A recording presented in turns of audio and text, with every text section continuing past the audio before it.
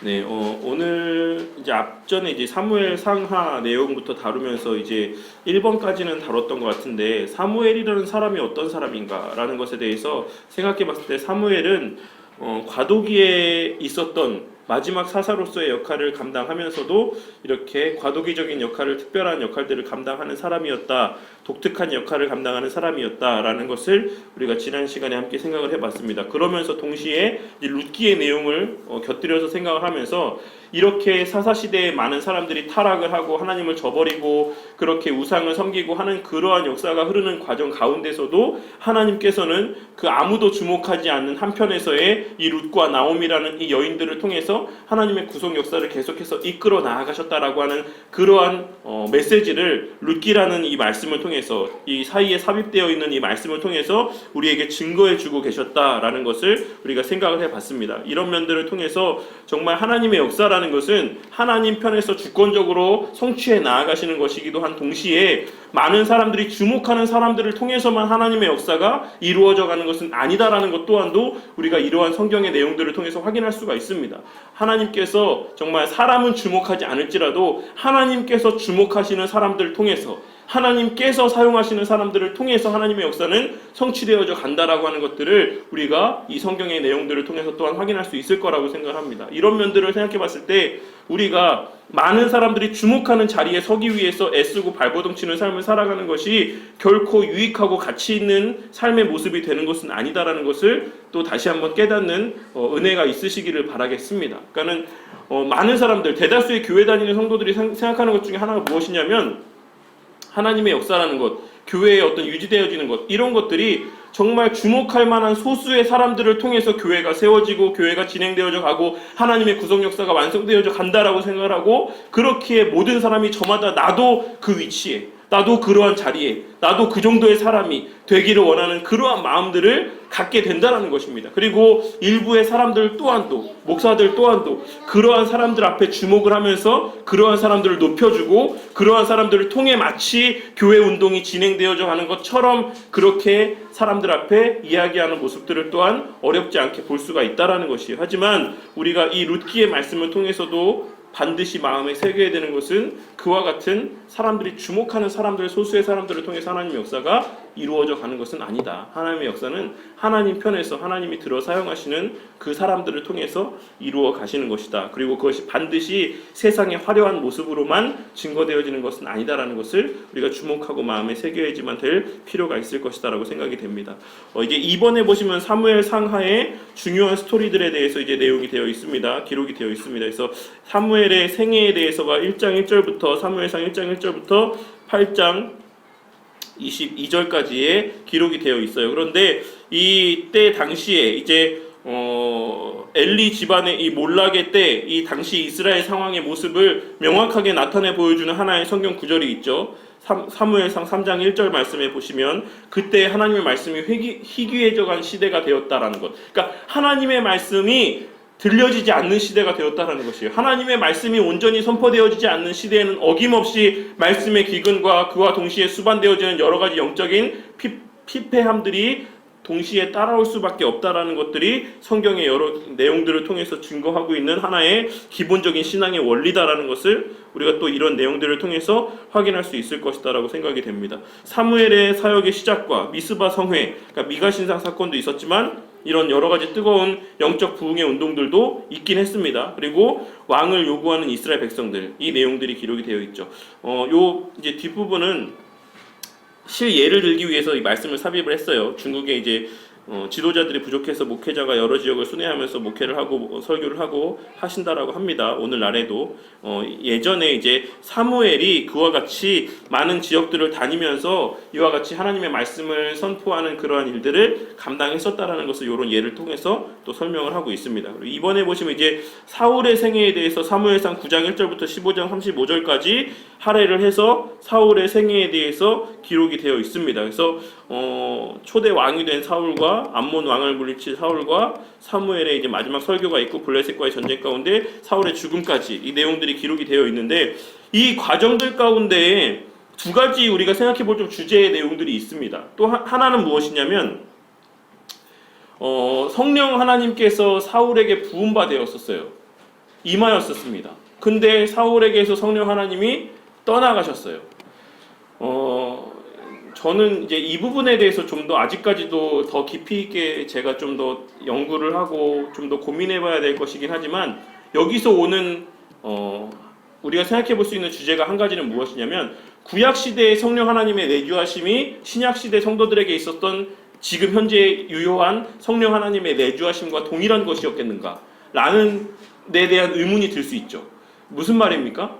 만약에 사울과 같다라고 하면 오늘날 우리의 안에 내주하신 성령 하나님도 우리가 잘못하면 그냥 떠나가실 수 있는 것인가? 이런 생각을 가질 수가 있다는 것이에요. 근데 우리가 분명히 아는 것은 성령 하나님께서 신약 시대에 우리 가운데 거하시는 그 성령 하나님의 구원은 결코 취소되지 아니하시고 변개치 않는다라는 것을 우리가 알 수가 있습니다. 확인할 수 있어요. 그런데 이 사울이 그러면 사울에게 임했던 성령 하나님이 떠나가시는 것에 대해서는 어떻게 생각해야지만 되는가? 라고 하는 하나의 신학적 주제에 부딪힐 수가 있습니다. 그러니까 이 부분에 대해서는 두 가지 견해가 있어요. 전통적인 견해는 구약시대나 신약시대나 동일하게 하나님께서 구원하시는 구속 역사의 방편은 동일하다. 그렇기 때문에 구약시대에도 성령 하나님의 내주하심, 본질적 내주하심은 떠나지 않는다. 그러니까 사울의 경우 같은 경우는 하나님께서 잠시 들어 사용하신 것이지 우리 성도와 같은 거듭남의 성령 하나님의 부어지심은 아니었다라고 이야기하는 견해들이 있어요. 그러니까 그런 견해가 있고 또 하나는 어떤 단회적인 어떤 임재의 역사를 통해서 하나님께서 구약의 백성들을 구원하셨다라는 그런 어떤 견해들이 있습니다. 그러니까는 필요하실 때에만 성령 하나님을 보내셔서 사용을 하시고 그것이 거두어진다라고 하는. 그러니까 이런 것이 또 어디서 또 부딪히냐면 이런 것을 빗대서 이제 앞서도 제가 누구한테 말씀드렸죠? 저 프랑크 목사님 같은 경우에 프랑크 목사님이 속해 있는 그런 교단 같은 경우에 이제 언약의 대상, 그러니까는 이 대상을 어떻게 볼 것인가, 넓게 볼 것인가, 좁게 볼 것인가라고 하는 어떤 이런 신학적인 또 깊이 있는 논의들을 다루기도 합니다. 그래서 이 프랑크 목사님 같은 경우는 이 언약의 범주를 넓게 봐요. 그래서 그 가운데 이제 실질적인 어떤 이 효력 가운데 있는 사람들은 또 그 가운데 있다라고 이렇게 해석을 합니다. 그래서 우리가 늘 경계하고 부지런히 이 어떤 우리의 주어진 구원에 대해서 늘 부지런히 애쓰고 선행 어떤 결과적인 삶의 모습들이 나타나는 것이 중요하다는 것을 계속해서 강조를 합니다. 그러니까 이 언약 가운데 언약의 효력 가운데 있었음에도 불구하고 그 가운데 제외되는 자들이 있을 수 있다라는 것이에요. 사울과 같이 광야에서의 1세대 이스라엘 백성들과 같이 그러한 것들을 빗대서 그런 주장들을 하시는 분들이 있고 저희 같은 경우는 언약의 개념을 아주 좁게 보죠. 오직 구원받을 자들만이 언약의 대상자라고 봅니다. 그래서 그 언약은 결코 변개치 않고 그렇기 때문에 우리 믿음의 자손들 가운데서 난 자녀들에게 우리가 그 믿음으로 유아 세례를 주는 것이에요. 그 언약의 대상을 그렇게 한정지어서 택함 받은 백성들에게 제한적으로 적용을 한다는 것입니다. 그러니까 이런 주제들로서 계속해서 이 문제들이 파생되어져 갈 수가 있어요. 그러니까 이것은 좀 더 나중에 더 깊이 있게 논의를 하도록 하고 어쨌든 그런 하나의 신학적 주제를 우리가 다룰 수 있고 또 하나는 무엇이냐면 이거는 제가 앞선 이제 경우에도 한번 경험을 한 적이 있는데 이제 사무엘을 사울이 어떻게 합니까? 불러내는 장면이 있어요. 죽은 사무엘을 다시금 이렇게 초혼한다고 하죠. 무당들이 하는 것처럼. 그런데 신기한 거는 진짜 실제로 막 사무엘 같아 보이는 형상이 나왔어요. 이걸 어떻게 해석할 것인가? 이런 부분의 문제가 맞닥뜨려질 수 있습니다. 우리가 당연히 보는 건 이건 누구의 역사입니까? 하나님의 역사입니까? 사단의 역사입니까? 사단의 역사죠. 우리는 사단의 역사라고 봅니다. 왜냐하면 죽은 자가 다시금 이 세상에 와서 교제하는 것, 사람들과 교제하는 것 있을 수 있습니까? 부자와 나사로의 예를 통해서 예수님께서 분명히 말씀하셨어요. 그런 일은 있을 수가 없다 라고 말씀을 단정지어서 못 박아서 말씀을 해주셨습니다. 그런데 일부의 사람들이 이것을 통해서 봐라, 우리가 사무엘도 이런 예를 통해서 죽었지만 다시금 이렇게 오지 않았냐, 이렇게 하면서 어떤 일부 목사들이 그런 걸 얘기하더라고요. 지옥에 우리 부모님이 계신가 안 계신가, 천국에 계신가 안 계신가, 이거를 알려주겠다라고 막 성도를 모으는 목사들도 있어요. 그래서 제가 왜 그렇게 생각하시죠? 라고 물어보면 이 예를 드시더라고요. 사무엘의 예를. 이거는 하나님의 역사가 아닙니다. 성경을 읽으실 때 하나님의 역사와 하나님의 역사가 아닌 것에 대해서 분명하게 구별을 하시고, 우리가 성경은 그렇기 때문에 전체적인 한 맥락과 한 기준과 한 틀을 가지고 성경을 봐야 되는 이유가 여기에 있어요. 하나의 공통된 일관된 주제를 갖고 기준을 갖고 성경을 보셔야지만 이 문맥에 따라서 성경의 말씀을 경우에 따라 해석하게 되는, 잘못 해석하게 되는 우를 범하지 않을 수 있다는 것입니다. 앞서 말씀드린 것처럼 성경은 하나의 일관된 하나의 법칙과 원리에 따라서 이 전체 맥락은 해석되어져야지만 돼요. 그리고 그렇게 기록이 되어 있고, 그래야지만 우리가 성경을 하나님의 관점에서, 하나님의 기준에서 우리가 온전히 이해할 수가 있다는 것입니다. 이러한 맥락 가운데 또 하나는, 그러면 많은 사람들이 귀신을 봤다라고 하는데, 뭐 저는 안 봐서 저도 어렸을 때 본 것 같아요. 근데 그러면 이건 뭔가, 정말 어떤 사람은 정말 봤다라고 하고, 막 우리 애들도 이러면 안 되는데 자꾸 신비 아파트를 보고 귀신 얘기를 하고, 이건 뭔가, 그러니까 이런 것들에 대해서, 그러니까 귀신이 있는 건가 없는 건가, 이런 것들에 대해서 우리가 또 의문을 가질 수 있는 부분들도 있습니다. 근데 귀신이라는 것은 우리가 일반적으로 매체에서 접하게 되는, 눈에 보여주는 가시적인 귀신이라는 것은 그것 또한도 사단의 역사라고 할 수가 있습니다. 사람이 마음 가운데 많은 관심을 기울이는 것들을 통해서 사단은 역사를 해요. 우리의 마음을 나뉘어 놓게 합니다. 분별을 하지 못하게 만들고, 우리의 마음이 오직 진리의 말씀 안에 거하지 못하도록 할 수 있는 모든 수단과 방법을 동원해서 우리의 말씀을, 우리의 생각을, 신앙을 나뉘어지게 만드는 것이 사단의 어떤 그러한 방법, 우리를 이렇게 잘못된 길로 이끄는 하나의 수단이 될 수 있죠. 어떤 사람에게는 그게 가시적으로 나타나는 귀신의 형상으로 나타날 수도 있고, 어떤 사람에게 있어서는 그것이 문화적 매체로 나타날 수도 있고, 어떤 사람에게 있어서는 물질적인 유혹이나 이성의 유혹으로 나타날 수도 있는 거예요. 이 모든 것을 그러한 범주의 테두리 안에서 생각할 수가 있는 것이고, 귀신은 하지만 분명히 있죠. 하지만 그 귀신은 개별적으로 존재할 수 없다라고 성경의 내용들을 통해서 우리가 유추할 수 있습니다. 언제든지 그 귀신은 이 사람의 몸 안에 내주해야지만 된다라고 하는 속성을 갖고 있어요. 그렇기 때문에 돼지떼에도 들어가게 만들어 달라고 하는 그런 요청들을 예수님께 했던 것이, 어떤 매개물이 있어야지만 존재할 수 있다라고 하는 어떤 하나의 객관적인 어떤 그러한 증거들을, 징표들을 제공을 해주는 것이죠. 근데 가장 중요한 것이 뭐냐면, 요즘에 엑소시즘 영화들이 되게 많이 나오고 있어요. 왜 그런지 모르겠는데, 귀신 들렸다든지 귀신 쫓아난다든지. 근데 중요한 게 뭐냐면, 그리스도인들이 귀신 들릴 수 있습니까? 없습니까? 귀신 들릴 수 있어요? 없어요. 그리스도인들은 귀신 들릴 수 없습니다. 그런데 천주교 영화들을 보면, 천주교 로만 카톨릭 사상이 바탕이 되어 있는 엑소시즘 영화들을 보면 막 수녀들도 막 귀신이 들리고 뭐 이래요. 근데 아주 잘못된 사상을 갖고 있기 때문에 그렇습니다. 그쪽은. 왜냐하면 우리 안에 성령 하나님이 내주하시는데 어떻게 거기를, 성령 하나님을 딱 밀쳐내고 거기에 귀신이 자리할 수가 있겠습니까? 그것 자체가 말이 되지 않는다라는 것이에요. 그리고 또 하나, 믿지 않는 자들에게는 얼마든지 귀신이 들릴 수 있습니다. 오늘날에는 그것이 빈번하지 않지만, 왜 초대교회 때에는 귀신 들린 자들이 많았고 오늘날엔 귀신 들린 자가 흔하게 발견되지 않는가? 왜 그런 것 같습니까? 오늘날에는 그거 말고도 사람들을 홀릴 수 있는 것이 너무나도 많기 때문에 그래요. 굳이 귀신이라는 것들을 이용하지 않아도 사람들의 정신을 빼놓고 그들이 온전하게 하나님 자녀로서 살아갈 수 없게끔 만들 수 있는 수많은 매개물들이 오늘날 시대에는 너무나도 많이 있어서 그렇습니다. 그렇지만 이제 그런 것들이 없는 일부 지역에서는 여전히 오늘날에도 귀신 들린 자들이 있긴 하죠. 하지만 어쨌든 중요한 것은, 귀신 들린 자는 성경에도 기록이 되어 있고 오늘날에도 분명히 있을 수 있다라는 것을 우리가 기억해야지만 되고, 또 하나 우리가 보여주는 가시적인 귀신이라는 것은 존재하지 않는다라는 것, 그리고 셋째로는 그리스도인은 결코 귀신 들릴 수 없다라는 것. 이런 것 정도는 우리가 기본적으로 이 내용들을 통해서 좀 맥을 같이 해서 파생되어서 상식적으로 알고 계시면 되는 내용들이다라고 생각을 합니다. 그리고 이제 그 다음 페이지에 보시면 내용들 15페이지 첫 번째 단락의 내용들을 보시면, 모세 시대에는 블레셋이 등장을 하지 않고 다윗 시대에는 바벨론이라는 나라가 등장을 하지 않는다. 왜냐하면 이 모든 이방의 나라 역사들이 이 성경의 역사들과 함께 맥을 같이 하기 때문에 그 시대에 맞는 이방의 나라들만이 등장을 하는 거예요. 그래서 우리가 뭐 아수르라든지 블레셋이라든지 여러 가지 뭐 바벨론이라든지 이런 나라들의 위치가 어디에 자리하고 있는지에 대해서는 기본적으로 우리가 좀 생각을 해야지만 될 필요가 있어요. 그래서 어쨌든 그런 것을 얘기해주기 위해서 이 첫 번째 내용들이 기록이 되어 있는 것이고, 그리고 나서 이제 블레셋이 등장을 하죠. 다윗이 등장을 하게 됩니다. 다윗이 등장을 했을 때 다윗이 골리앗에게 나아갔던 그 원동력이 무엇입니까? 다윗이 이 돌팔매를 들고 골리앗에게 나아갔던 그 힘, 결단의 원동력이 뭐예요? 하나님에 대한 사랑이었습니다. 하나님에 대한 사랑.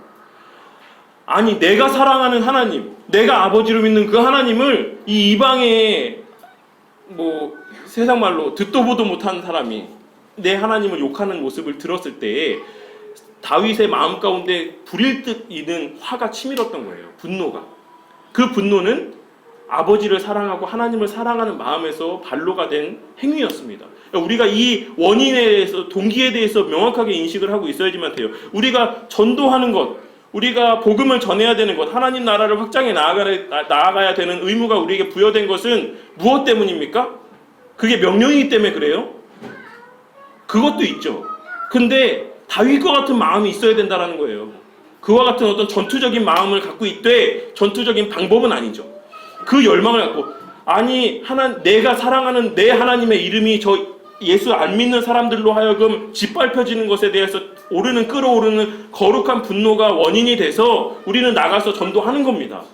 그 사람들의 입술을 통해서 하나님의 이름이 높임을 받고 하나님의 나라가 확장되어져 가고 많은 사람들로부터 하나님이 찬양을 받으시게 하기 위해서. 그러니까 그 모든 행위의 원동력이라는 것은 하나님에 대한 사랑에서 비롯되어야지만 되는 것이지, 수동적인 원인, 하나님께서 하라고 하셨으니까 그래서 내가 어쩔 수 없이 난 전도해야 돼 라고 하는 그런 원인에서의 우리 신앙의 행위가 이루어져서는 안 된다는 것이에요. 다윗이 행하였던 그러한 어떤 신앙의 행위의 모든 그 원동력이 바로 하나님을 향한 사랑에 있었다라는 것을 우리가 이 다윗에 대한 내용들을 읽으면서 깨달아야지만 될 하나의 중요한 또 신학적인 주제가 될 수 있을 것이다라고 생각이 됩니다. 그래서 그렇게 이제 다윗이 왕으로서의 초년기를 쭉 보내고 그 시작하면서 모세와의 계약과 같이 이제 사무엘하 7장의 말씀에 다윗과 언약을 맺으시는 것을 알 수가 있어요. 그런데 제가 뭐라고 말씀드렸습니까?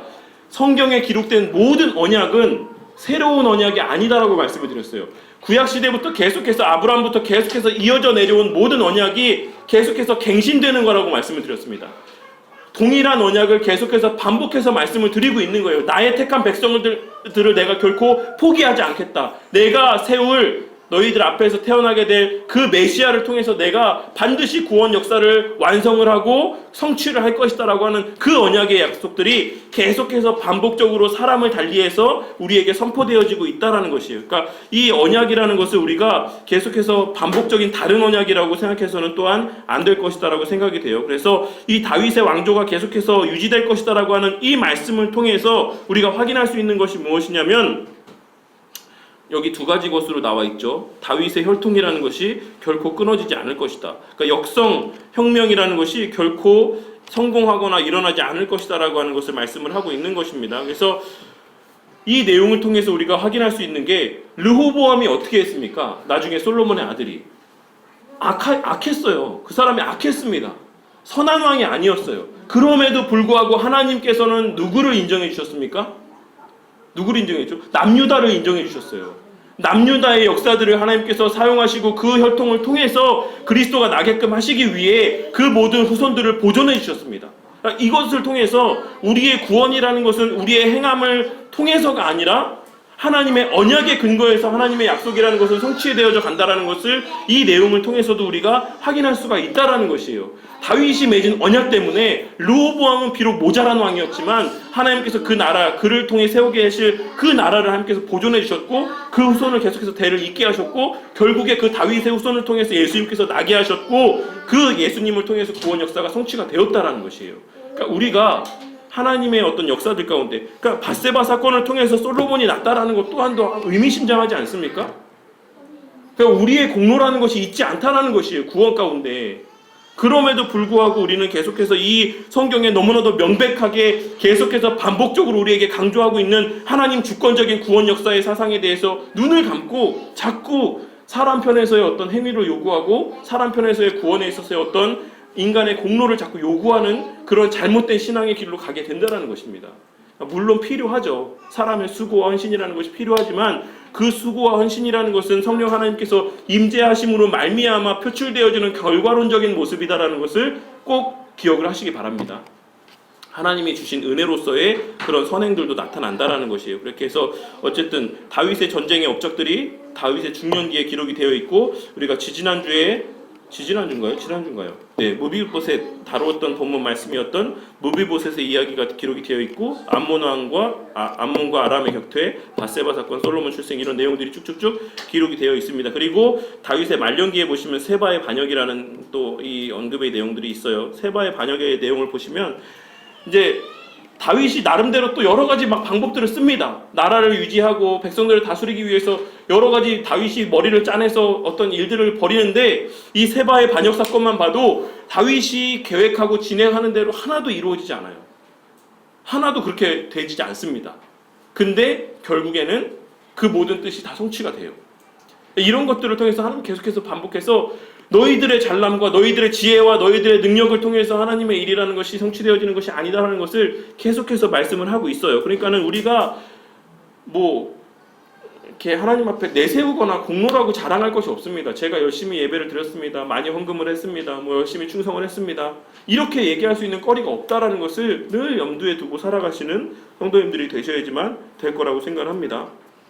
그리고 이제 역대상 내용도, 역대상하의 내용들을 볼 텐데, 역대기와 열왕기는 내용들이 좀 이렇게 비슷하게 내용들이 기록이 되어 있어요. 근데 이 열왕기와 역대기의 결정적인 차이가 뭡니까?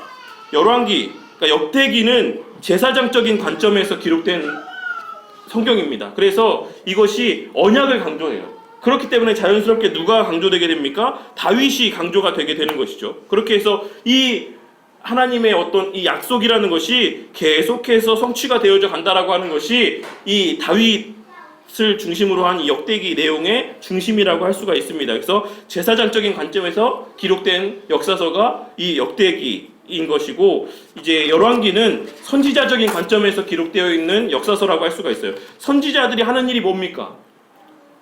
선지자들이 하는 일이 뭐예요? 제사장이 하는 일이 뭡니까?